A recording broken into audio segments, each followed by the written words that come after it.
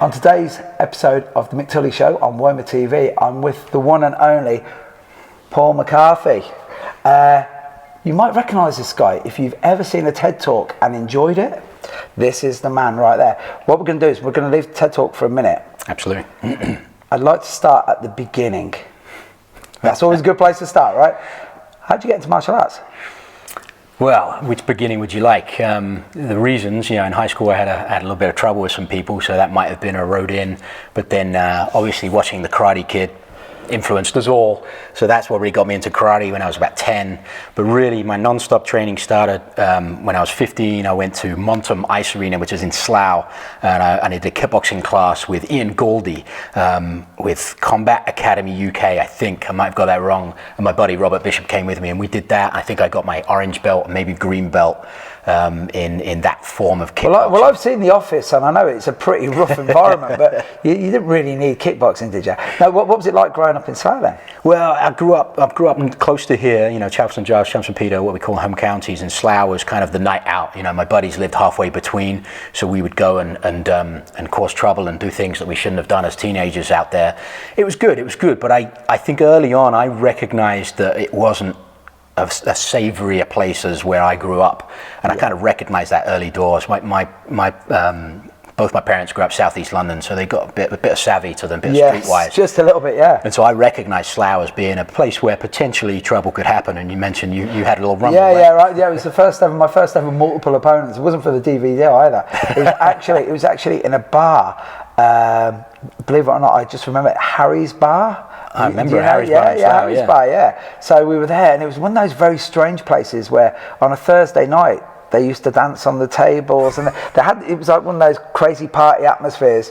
And a load of builders from the West Midlands turned up, and we were like, "We don't like people enjoying ourselves," or "We don't like people enjoying ourselves." So anyway, we ended up getting into a big ruck there, and I remember coming back. And one of my friends was like, "Where have you been?" I said, "Slough." And he went, "Oh, sleepy Slough." And I was like, "No, it's like this massive social experiment. It's because it's a new town, right?" Relatively, I mean, it's just big industrial estate, so a lot of that kind of industry going on. Yeah. So then you went from the kickboxing. So from there, went to college. We were fortunate to be able to go to university up at Nottingham Trent University in the town of Lincoln.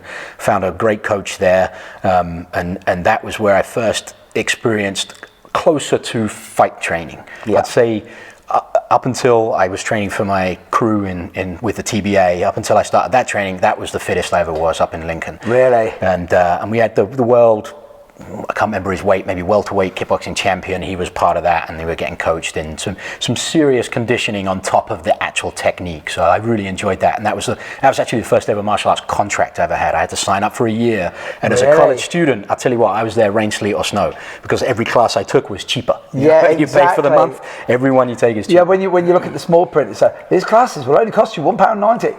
That's if you sleep here. That's it. That's if you're here every single class, every single day. So you mentioned when you were for the TBA, which I know it's a bit of a jump forward. Yeah, totally. But how did you find going into where you have to train martial arts? We're gonna cover this later, but a lot of people do this. They have an idealised idea of what martial arts is, and it's going around to Mr. Miyagi's, as we said earlier.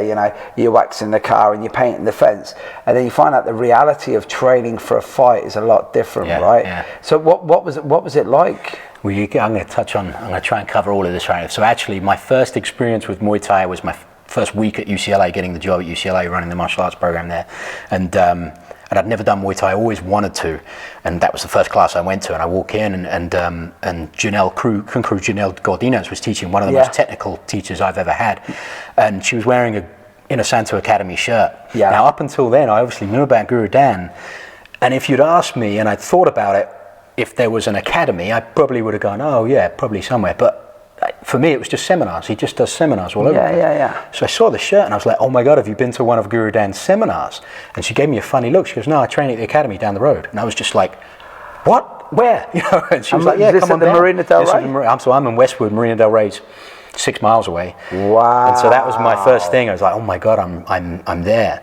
And so we'll get to how I got to the academy later, but really, jumping into that, she put us through our paces, conditioning wise and super technical wise with the Muay Thai, and it's so valuable to me. But really coming down to the wire, last July I took my crew test at Thai camp. And in Oregon? In Oregon, yeah. Wow. It's it's a hard place to do it. Yeah, man. Does Ajahn Chai still ring the bell? He was right in the middle, and fortunately, I mentioned this to you earlier, Greg Nelson was my Ajahn watching my test. Oh. And I was so grateful for that, because he's just an absolute mentor, and everyone star. watching knows that. Star. Yeah. But I've done going back a little bit, we're going back and forth. My first main art, my first black belt was in Hapkido at Indiana University, one of the, is the largest martial arts program in the USA. I did some Taekwondo there, got my black belt there, did a little bit of JKD, a little bit of Kali, and I had multiple tests throughout the time. And my Hapkido test was 4 or 5 hours long, a typical traditional art. The crew test is, you do your techniques and it's 2-3 minute rounds with a minute in between, so it's 7 minutes. It was the hardest thing I've ever done. Not just physically, either mentally. Well, the Thai test is, I actually have my own theory on this, that you can forget the men that stare at goats and MK Ultra. Literally that's the thing that will take you from here to here. Absolutely. In 7 minutes, because you'll find something within you, or get destroyed. And it's harrowing to watch. If you don't know what you're looking at, it's just like, my good God. So if you don't mind, we're just going to skip back on the Hapkido. Wasn't that one of the levels that Bruce had to? Didn't he fight a Hapkido master? Wasn't it right before Guro Dan? I think it might have been the level beforehand. The guy with the golden belt. He was a bit flash, wasn't he? He was wearing one of those gis that you think he should be doing jumping, spinning back. Yeah, it's shiny, wushu style. Yeah. So did you enjoy the Hapkido? I absolutely thoroughly loved it, and kind of this ties in as well. I jumped in and I'd done some Japanese jiu-jitsu, a little bit more kickboxing, some traditional. I'd got a spattering of things here and there, and I was trying to figure out what to start in. And my first class was Brazilian jiu-jitsu. I didn't know what Brazilian jiu-jitsu was. I'd done Japanese jiu-jitsu. I was like, can't be that much different. And I walk in and long story. It's like Monopoly money and real money. Try and buy your dinner. Try and buy your dinner with a top hat and a pink $500 bill. Yeah. Good luck. Who was teaching that, if you don't mind? So it was actually a transition, and I'm going to forget his name now. I remember my instructor's name, obviously, because I actually lived with him for a year or two when we were in grad school together. I can't remember the original instructor's name, but he handed it over in the class. I was like, okay, I'm jumping out, and Kedar Butt was a fantastic instructor. And I sat in there and I'm like, what's this going to be like? And the first thing he says, right, we're going to start from guard. And he got in the guard. And the guy next to me didn't know either. And we both kind of gave it the old, easy now. Yeah. And so I took that, and I liked it, but it wasn't kind of my thing. So I looked next level, and that was where I got to the Hapkido. And that was, striking and kicking, doing some jumping, spinning things, which was cool at the time. The joint locks were fantastic, heavily influenced by the joint locks. That was a big part of our curriculum. We did some stick work, some knife work, some gun work, disarms and defenses and things like that. I was really fortunate because it is a very traditional art, but my main instructor and my main instructors were influenced by Jason Winkle, who's an instructor under Guro Dan and did a lot of work with Larry Hartzell, and Patrick Kelly, who's now the director of the IU martial arts program. And he was a doorman. He was head of security for years and years and years. Everything was practical based. So it was traditional, but we put it down, and we made it work. Well, you see, this is the thing. A lot of people, when it comes to martial arts, the public have this perception of what it is. And right now, Brazilian Jiu-Jitsu is big if you're in that demographic of like the 18 to 34-year-old male. But most people who talk about martial arts have said, are you still doing this, Mick? And I'm like, no, I do this now. I've gone to I'm working on this level as well. But what you said is exactly what you want, which again, it ties into where you've taken the Kali, which is what our perception of what something is. And again, I said this to my friend, sorry Nathan, I said I'll give you a shout out today. My friend Nathan Leverton, I was saying to him today, sometimes you just have to enjoy the process. He wants to understand it, and I'm like, no, first of all we do it, then we understand the process, right? So when you go from, say, the Hapkido, and then you just how did you fall into Guro Dan Inosanto's front garden? How does this work out? So that was, I got from I was at graduate school. I was doing master's degrees in kinesiology, sports science, sport management, that kind of stuff, and that was where I was teaching and was able to take all these fantastic martial arts classes at Indiana University. And I was on an F1 student visa, and I just loved it. Fell in love with America. I loved the idea of the opportunities and the diversity, and really a lot of the time I spent here. I say here, I'm in the UK. A lot of the time I spent in the USA, I've had lots of people be incredibly kind to me, and it resonated with me.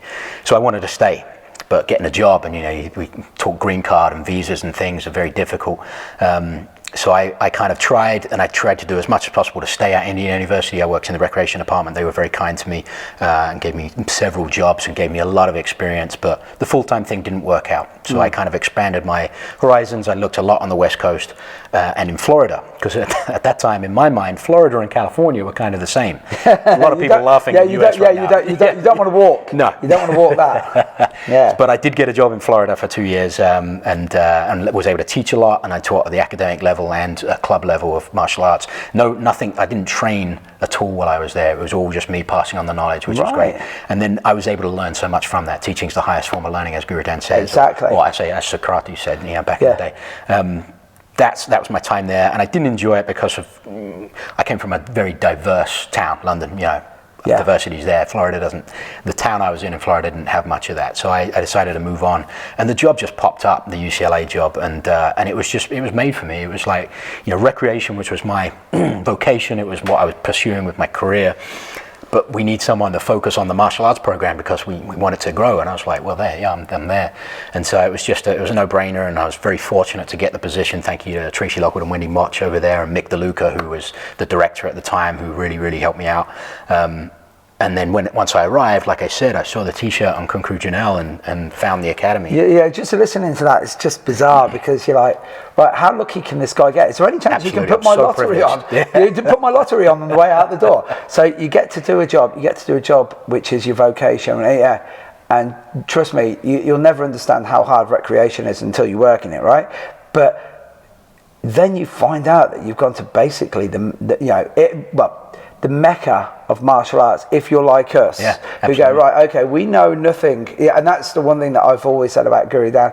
You will get the best, you'll get the highest yield from that experience if you walk in and say, I know nothing. Yep, absolutely. Trust me, treat me like a complete beginner here, because there's always this level. What was it like the first time you saw him?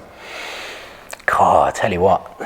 My memories are not of the first time I saw him, because you mentioned this earlier. You're just starstruck. So I stayed away. I stayed in the back corner. I didn't want to get close because I couldn't handle it.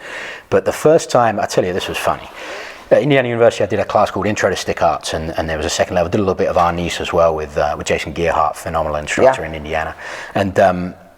And what did we do? We got up to, we got all the angles, the cost 1 through 12. We did the compones dos tres, a little bit of sombrada, 3-count sombrada. I think I learned 5-count sombrada there, and I was the man. I was teaching 3-count sombrada to Nathan this morning. Oh, cool. Nathan Leverton. And he couldn't get it. He was like, because it's very bizarre when you watch people, because your body tells me what you're actually thinking.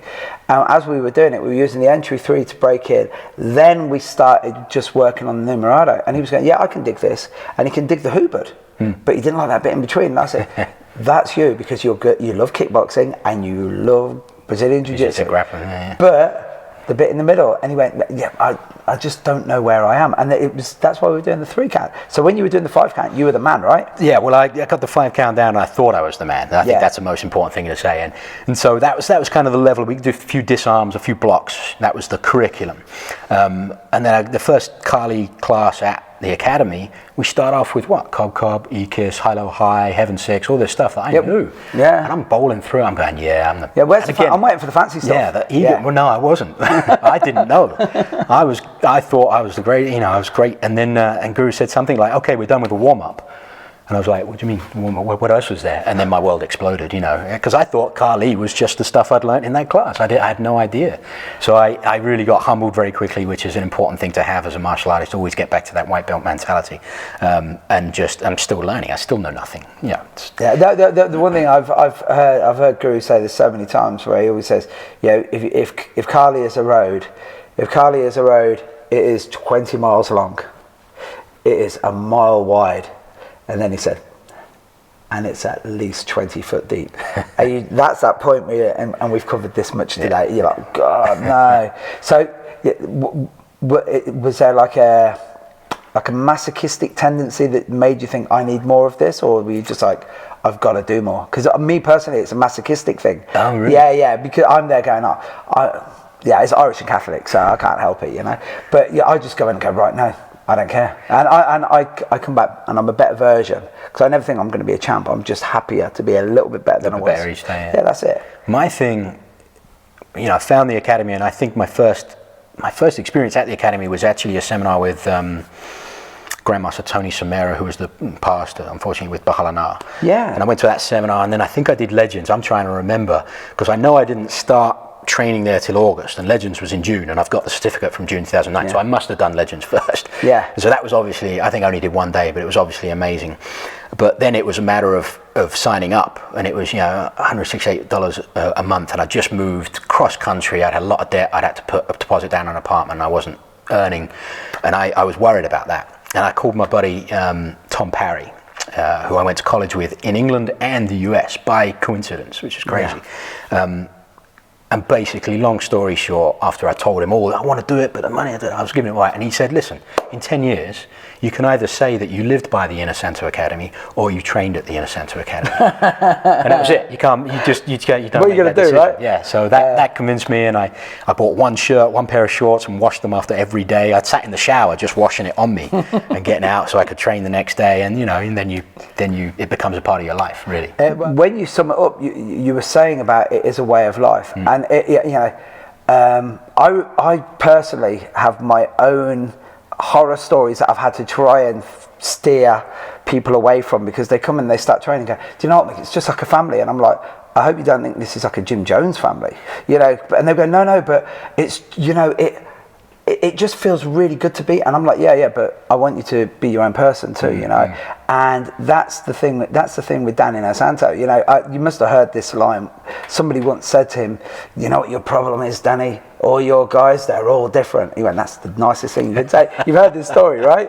Yeah. And he was like, no, but you're teaching them all the same stuff, but they're all different. He went, but we're all different in the world, right? I got to tag on to that. We were incredibly fortunate. I took a group of UCLA martial artists and some just regular staff members and community members, alumni, to China in last July. Right. And we were fortunate enough to be able to demo with the national wushu team at the Beijing Sports University, and we did our stuff, which was, they went out and did their wushu, which is phenomenal. It's like Olympic level performance, and we go out and we're doing some Guru Mor Silat, and we're doing some elbows and some eye gouging. It's all like horrifically combative.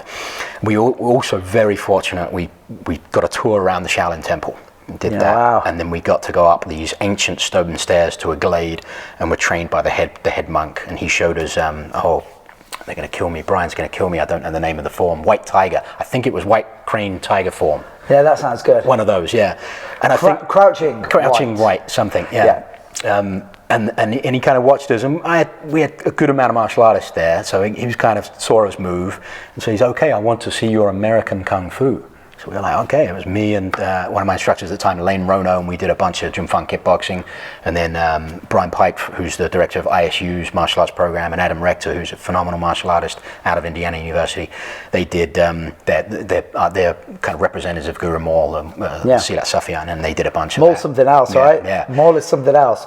And this guy's sitting there in his full robes, just watching, deadpan face, and at the end, full translation round, he was like, you like to mix the arts, you like to mix your styles. And we were like, yeah. And he was like, no, don't do that. You learn Kung Fu. That's all you need to learn. But it was the same. It was like, yeah, we like to mix. That's what we do. Yeah. It's funny. It's funny you say this, because one of the lines that I use all the time is, you can be a painter and decorator, or you can be Michelangelo. And I say, look, I'm not saying what I'm doing is the Sistine Chapel, but I'm having a go at this. And then it's like, I think his David was pretty good too. I think his Pieta was quite good. Yeah, and it is. I really like that whole Renaissance person idea. Absolutely. It was the one thing that was leveled at me, especially when I went into the JKD world from where I was, especially in the karate days, was but you do pick and mix martial arts now. And I was like, really? Right. And of course I was like, well, my lemon bomb-bombs are still way better than your all sorts. That's awesome. Awesome. I'll tell you what, I've not heard pick and mix in years. You know, living in the US for 14 years, they don't have pick and mix. No, they don't. I grew up with it, and I'm like, I want pick and mix. I want some lemon bomb. No, but it was, what people don't understand is they have this absorb what is useful, reject what is useless. And they think that we're the sort of people that will try something once, and if it doesn't work, we're throwing it away. You're like, have you ever trained with a guy who does JKD or a girl? We're the most bloody minded individuals in the world. You tell us it won't work, we'll put the time in and make it work. Yeah. You know, it was unreal. So how long were you at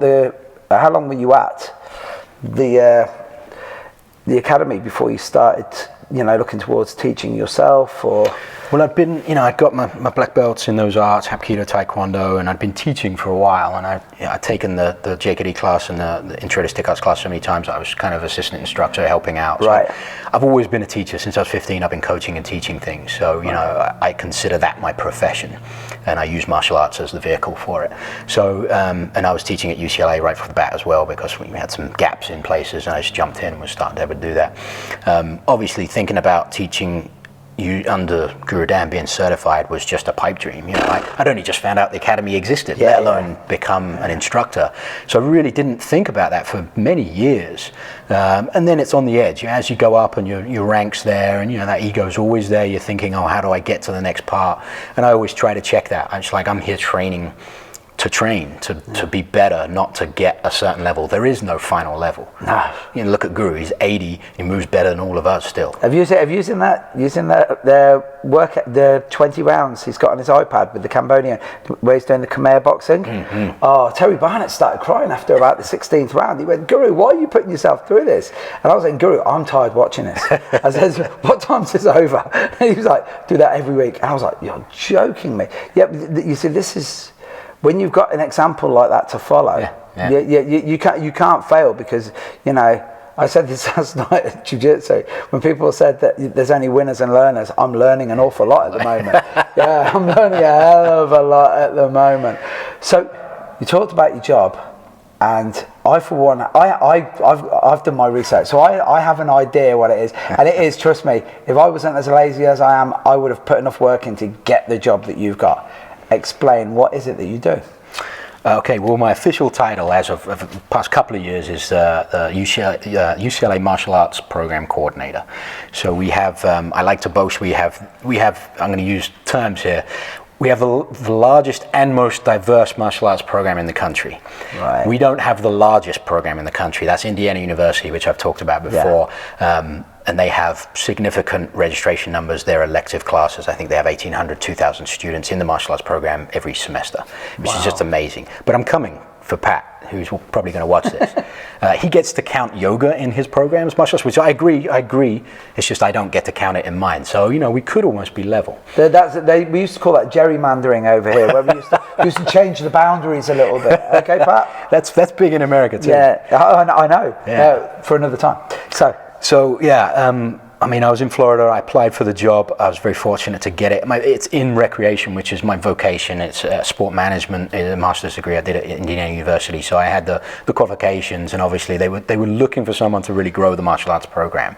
And I had the experience of running martial arts programs in academic institutions, obviously with the training as well and the knowledge. So I think that was a big part of me getting that job. The first job I got was instructional programs coordinator. So that was all dance, arts, martial arts, sports and tennis classes. About 120 classes per quarter that we would run. And they run for 8 weeks, and the students pay $40-50 for 8 weeks of instruction. Very cheap. The idea of it is we're providing opportunities for these students they might not have anywhere else. They might never have been able to take a Muay Thai class, or they didn't even know what Muay Thai was, or they can take a DJ class, they can take art classes and guitar. So the idea is to provide the opportunity. It really resonates for me. I want to be a student developer. I want to make people better, and we know that through movement and through these activities it does that. So the job is unfortunately it's a lot of administration. So there's a lot of files, there's a lot of paperwork, there's a lot of red tape. You know, I hire, fire, I schedule, I do all that kind of stuff. But then I walk out of my office, I'm in the John Wooden Center on UCLA's campus.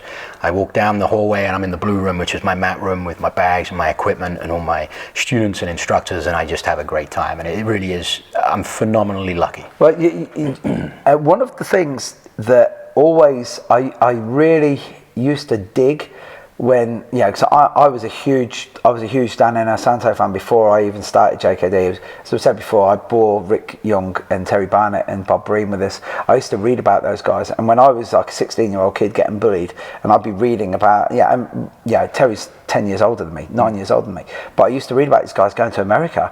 And again, you said earlier, it's the land of opportunity. Absolutely. And everybody goes on about it, and I'm like, no, some of my dearest friends in the world are American, and they're great guys, great guys, great girls. But there was so many different facets of what Guro Dan had going on that I dug. But one of the ones was, you see the T-shirt and it had stuff written on it, and I was like, and you just see it in a magazine and you think, well, why hasn't it got Sensei? Why hasn't it got Sifu? Why hasn't it got Grandmaster on it? And then I thought, he teaches martial arts like it's in a school, like it is a school. Absolutely. And I was like, that's crazy. And just as you were saying it there, you saw the smile come on my face, because I used to teach at Warwick Uni, used to teach Thai boxing there. Nice. And what I really liked about it was, I like the university lifestyle anyway. I like the idea that people are working towards something, so you're not just buying into the humdrum of life, right? But these guys have, you've got students coming in who want to learn. It's how many times you see the martial arts instructors and they've got they're just glorified babysitters. You know what I mean? And they're like, oh no, why are you here? Because you're cheaper than childcare. And you're like, what, really? What are the students like that come to you? Are they as voraciously hungry to learn? That's a loaded question. Yeah. I've been in the US 14, 15 years and all the time at institutes of higher education, and I've definitely seen a change in the generation on that kind of stuff. And a lot of people, they use this term, the entitled generation, or generation millennials, that kind of thing. Yes. And I've been there, I teach them, and I've seen the changes, and I don't think it is that. It's that they've got so many options. When we grew up, if we had one martial arts instructor, we just latched on, right? And we wanted to learn because that was all there was. Yeah. Now we're offering them all this stuff. We have to work a little bit harder to get them hooked. Not to make them train, but they come into UCLA, it's a dizzying array of opportunities for them, from clubs and groups and socializing. They've got to take care of their academics first, and then we're kind of a sideshow. So we have to work really hard to hook them. The way I do that is we don't do a lot of marketing and flash flyers and things like that. I produce a good product. I have world-class instructors teaching. You show up, you're probably going to stay, because you see this person, you want to be like them. And that's what I really work hard at, which it's not that hard in LA, because it's the mecca of martial arts. Yeah. So I don't. I've been there for 7 years now at UCLA. I don't do a lot of cold calling or Craigslist ads to get people. I throw it out to the network and say, listen, I need a Muay Thai person. I prefer TBA, but whatever, and I get it back. I get recommendations, which I'm very lucky to be able to go from. It is crazy. It's like, you want to be successful, just model someone who's successful. Really? Well, that is the one thing that we are going to steer it into the TED Talk, which is where I first became aware of your work. But it's amazing, because once we start talking, we have the same friends. This is it's a crazy thing, right?